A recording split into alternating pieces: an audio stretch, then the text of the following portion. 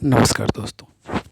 आज फिर से एक नए टॉपिक के साथ आया हूँ।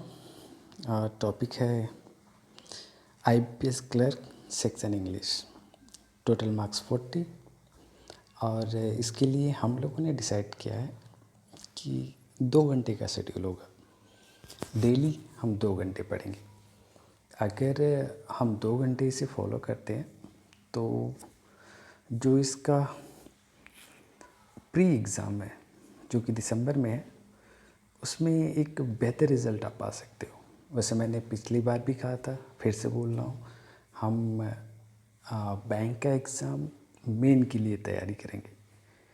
बैंक के एग्ज़ाम का जो मेन एग्ज़ाम होता है उसको फोकस करके हम अपनी प्रिपरेशन करेंगे।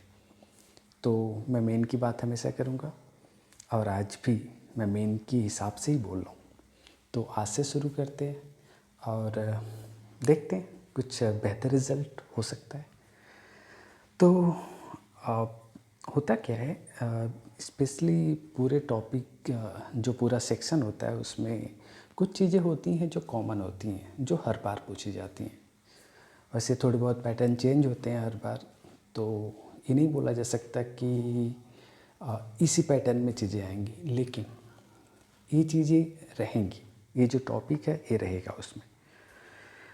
तो जो सबसे पहला है जो यानी आता ही है हर बार, वो है रीडिंग कम्प्रीहेंशन। एक आरसी आता है।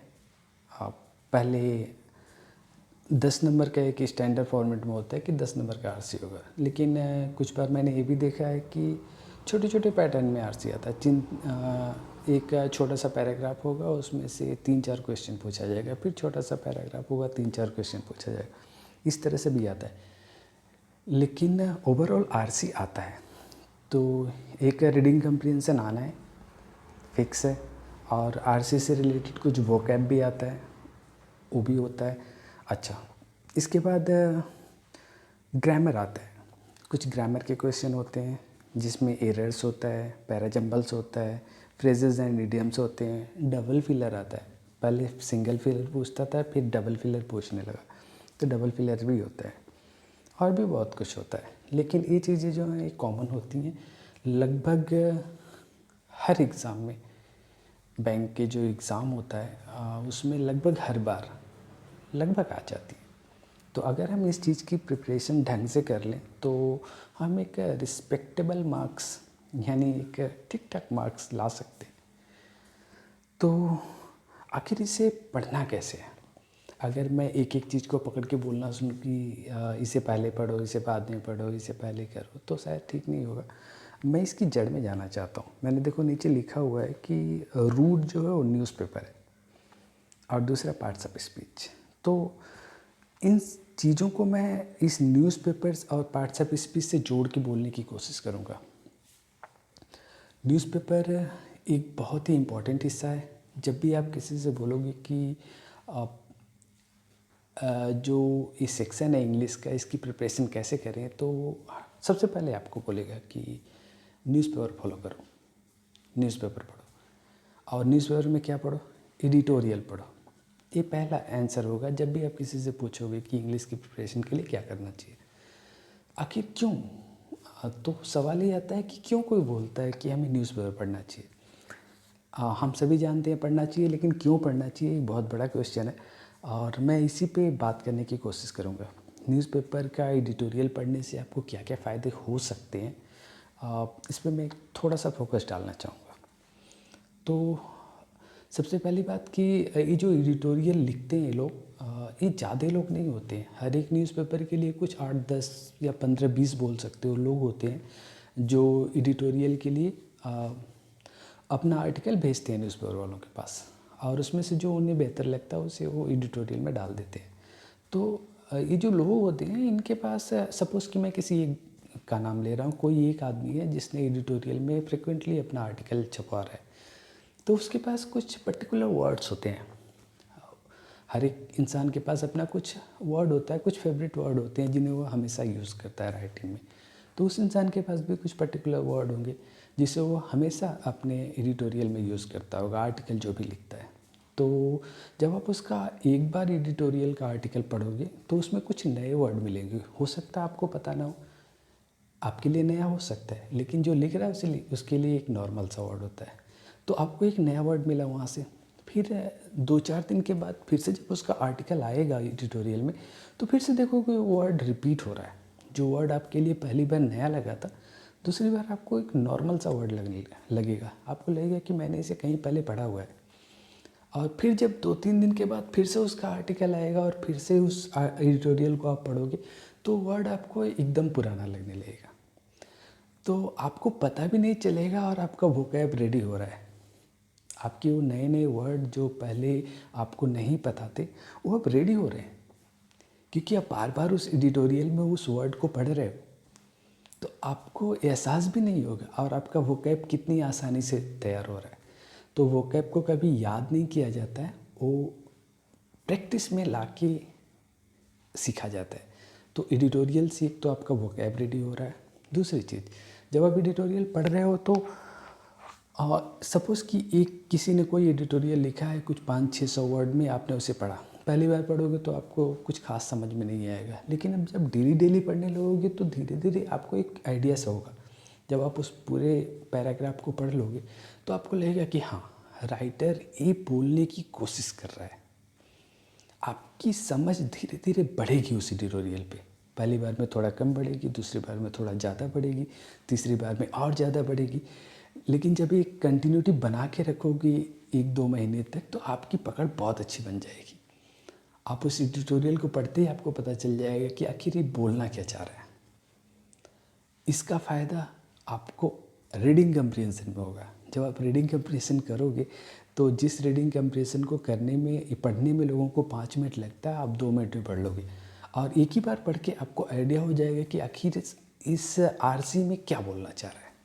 और एक बार आपको कंसेप्ट क्लियर हो गया कि इसमें बोलना क्या चाह रहा है, तो उसके क्वेश्चन का रिप्लाई यानी आंसर देना बहुत आसान हो जाएगा, क्योंकि आपको पता है कि वो क्या बोलना चाह रहा है।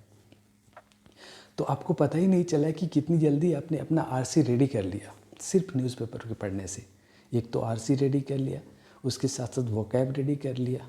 अच्छा, तीसरी चीज़, जब आप डेली न्यूज़पेपर पढ़ोगे तो आपकी स्पीड बनती है, क्योंकि आप डेली पढ़ रहे हो। पहली बार न्यूज़पेपर पढ़ोगे तो 1 घंटा लगेगा, दूसरी बार पढ़ोगे तो कुछ 45 मिनट लगेगा।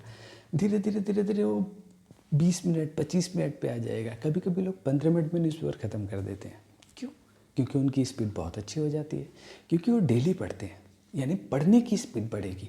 इसका फ़ायदा आपको आरसी में मिलेगा। जिस आरसी को पढ़ने में लोग 5 मिनट लगाएंगे, उस आरसी को आप 2 मिनट में पढ़ोगे। आप पूरी समझ के साथ, आपको पता भी चलेगा कि आप क्या पढ़ रहे हो, और वो आरसी आपका कंप्लीट हो जाएगा। तो आपने देखा क्या क्या रेडी हो गया, वोकैब रेडी हुआ, आरसी को समझने की क्षमता आपकी बढ़ गई, आपकी स्पीड बढ़ गई पढ़ने की। 3 चीज़ एक साथ रेडी हो रही है। और भी बहुत सारी चीज़ें रेडी हो रही हैं। जब मैं जनरल अवेयरनेस बताऊंगा उसके बारे में, तो फिर से एक बार न्यूज़पेपर की बात करूंगा। फिलहाल हम इंग्लिश पे ही रहते हैं। तो आपका आरसी रेडी हो गया, वोकैब रेडी हो गया। अच्छा, साथ साथ में जो पैराजंबल है वो भी रेडी हो गया। पैराजंबल कुछ नहीं होता है, एक पैराग्राफ को एक एक 2-2 लाइन को तोड़ के आगे पीछे कर दिया जाता है, करके एक पैराजंबल बनाया जाता है। लेकिन जब आप आरसी एडिटोरियल पढ़ रहे हो तो आपको पता चल रहा है कि कौन सा वर्ड कहाँ बैठेगा, क्योंकि आपको उस जो आर्टिकल को पढ़ के जल्दी से समझने की क्षमता डेवलप हो चुकी है। तो आप जल्दी समझ ले रहे हो, तो पैराजंबल को आप बहुत आसानी से कर लोगे, क्योंकि आपकी समझ बढ़ चुकी रहेगी अंग्रेजी पे। ये फ़ायदा। अच्छा, इसके सिवाय मैं पार्ट्स ऑफ स्पीच की बात करना चाह रहा हूँ। पार्ट्स ऑफ स्पीच क्या होता है कि आप कभी किसी भी सेंटेंस को ध्यान से देखो। एक पूरा सेंटेंस पार्ट्स ऑफ स्पीच का हिस्सा होता है। उस पूरे सेंटेंस में नाउन होता है, प्रोनाउन होता है, एडजेक्टिव होता है, वर्ब होता है, एडवर्ब होता है, सब कुछ होता है एक पूरे सेंटेंस में। आखिर जिस सेंटेंस को हम डेली यूज़ कर रहे हैं वो है क्या? पार्ट्स ऑफ स्पीच ही तो है। हम पार्ट्स ऑफ स्पीच की इम्पोर्टेंस को समझ ही नहीं पाए आज तक। इसमें हमारी कोई गलती नहीं है, हमें समझाया नहीं गया, हमें बचपन से किसी ने ये बताया नहीं कि कितना इम्पोर्टेंट है। तो अगर आपने पार्ट्स ऑफ स्पीच को ठीक से पढ़ लिया तो आपका एरर कभी गलत नहीं होगा, आपकी एरर पे पकड़ हो जाएगी बहुत अच्छी। एरर आप कर लोगे और ओवरऑल इंग्लिश पे बहुत अच्छी पकड़ हो जाएगी। आपको कभी फिलर्स में दिक्कत नहीं आएगी, आप फिलर्स बहुत आसानी से कर पाओगे, आप एरर्स को पकड़ना शुरू कर दोगे। और जो ओवरऑल कमांड होता है, आपकी कॉन्फिडेंस लेवल आपका बहुत हाई हो जाएगा। अगर आपने पार्ट्स ऑफ स्पीच को ठीक से पढ़ लिया तो इंग्लिश के रूटीन में पहले का 15-20 मिनट, या अगर आप शुरू में इनिशियल बिगनर अगर मैं आपको बोलूँ तो आधा घंटा आपको न्यूज़पेपर पे देना है। ये तब तक जब तक कि आपका न्यूज़पेपर पे कॉन्फिडेंस बहुत अच्छा ना बढ़ जाए। जब बढ़ जाएगा तो धीरे धीरे आप कम कर दोगे खुद ही, मुझे बोलने की ज़रूरत नहीं है। कुछ टाइम न्यूज़पेपर पे देना है, कुछ टाइम में जीके पढ़ना है, और बचे हुए टाइम में आपको इन टॉपिक्स की प्रैक्टिस करनी है। आरसी की प्रैक्टिस करनी है, ग्रामर की प्रैक्टिस करनी है। इसमें एरर्स होगा, पैराजम्बल होगा, फ्रेजल होगा, डबल फिलर होगा, इन सब की प्रीवियस ईयर पेपर उठाना है, उससे प्रैक्टिस करनी है डेली बेसिस पे। ऐसा नहीं कि केवल न्यूज़पेपर पढ़ के छोड़ देना है। मैंने न्यूज़पेपर के बहुत सारे फ़ायदे बताए हैं अभी, लेकिन उसके साथ साथ आपको डेली इनकी प्रैक्टिस भी करनी है। आपके पास 2 घंटे का टाइम है, 2 घंटे में ये सारी चीज़ें डेली बेसिस पे कवर करनी है। हो सके तो इन टॉपिकों को उन 2 घंटों में डेली एक एक कवर करो। यानी एक सेट बनाओ, उसमें एक आरसी होगा, एक एरर होगा, एक पैराजम्बल होगा, एक फिलर्स होगा। इतने का एक सेट बनाओ, उस सेट को डेली सॉल्व करो। अगर प्रीवियस ईयर पेपर मिल जाए तो वेल एंड गुड है। एक सेट को डेली सॉल्व करो, एक सेट का पूरा सेट निकालो और उसे सॉल्व करो। डेली प्रैक्टिस करो। कहते हैं ना, प्रैक्टिस मेक्स मैन परफेक्ट। तो अगर आप डेली प्रैक्टिस करोगे और न्यूज़पेपर और पार्ट्स ऑफ स्पीच को अपने जीवन का हिस्सा बना लोगे तो मुझे लगता है आप इस सेक्शन में बहुत अच्छे मार्क्स लाने वाले हो। तो आज के लिए इतना ही। Thank you very much.